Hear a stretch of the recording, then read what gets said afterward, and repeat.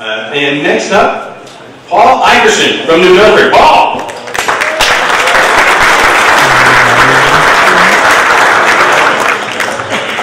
Thank you. First of all, it's a pleasure to go into the hall with two friends, George and Bob, who are also fellow veterans. There's way too many people to thank in almost 25 years of baseball, so I won't. We'll just follow on. But the baseball committee I want to acknowledge for the honor of electing me to the Baseball Hall of Fame here in Connecticut Legion Baseball. It just goes to show what an astute and knowledgeable group they are. So thank you, gentlemen.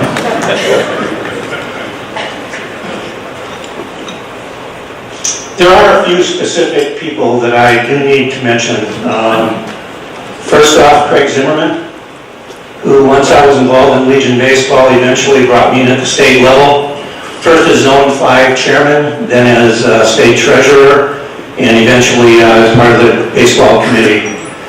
Craig also, a number of years ago, made a recommendation to the national office that resulted in my appointment by Steve Cloud to the national regional tournaments for the last 7 years. And I had the honor the last 2 years to be the national director in the Central Plains, so thank you, Craig. I want to thank my friend Dan Olson, who many, many years ago on an October morning said to me, we need a Legion baseball team.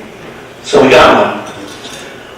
I want to thank my son, our son, Sam, for having the same love and passion for the game of baseball that my family did. I want to thank our daughter, Anna, who put up with baseball for most of her life and eventually embraced it. And she is the only person I owe an apology to. Because of baseball, unlike her friends when she was growing up, she never had a summer vacation. My wife, Rita, who encouraged Sam's love for this game and his passion to play, and supported my involvement in baseball for almost 25 years now. For feeding players, for washing hundreds of uniforms, sewing on nearly 70 patches, and for many years keeping the most accurate, detailed, and complete scorebook known to mankind. While sitting in the hot sun, rain, cold, 98-degree humidity. And she did it for many years to the tune of almost 400 games after Sam was no longer playing Legion baseball. She was our scorekeeper. Through the good times, through some issues, some bad times, on the field or off, Rita's response to me was always, Paul, don't worry about it, you're just making memories. And she was right. So, in light of making memories, I would like to share with you a letter I received a few years ago. Now, the thing that struck me first about this letter is it was handwritten. I mean, who does that, right? In this day and age? Excuse me. Oh, missing glasses. There we go. Paul, having watched you for years, I do not understand how you can constantly encourage players, no matter how talented or not, to believe they can compete and win if they play their role within the team.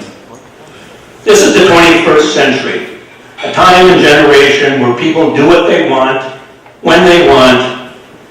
Everyone is me too, me first, and it's time for participation trophies. Yet you expect players to be at a game early by a set time. Kids like to arrive when they want to.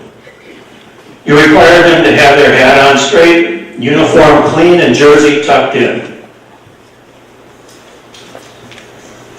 You tell them constantly to play the game right, play it hard. That is where the fun is.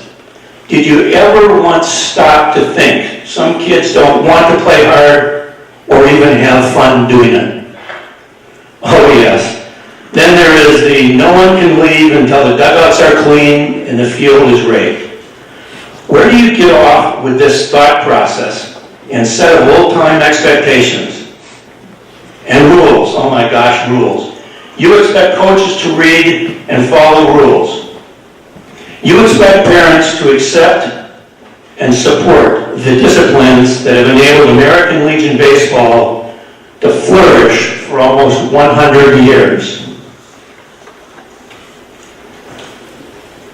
To have these kinds of expectations for players, coaches, and parents, you must be some kind of low-life, gutter-crawling, mud-sucking bottom feeder. As always, love Mom. Thank you.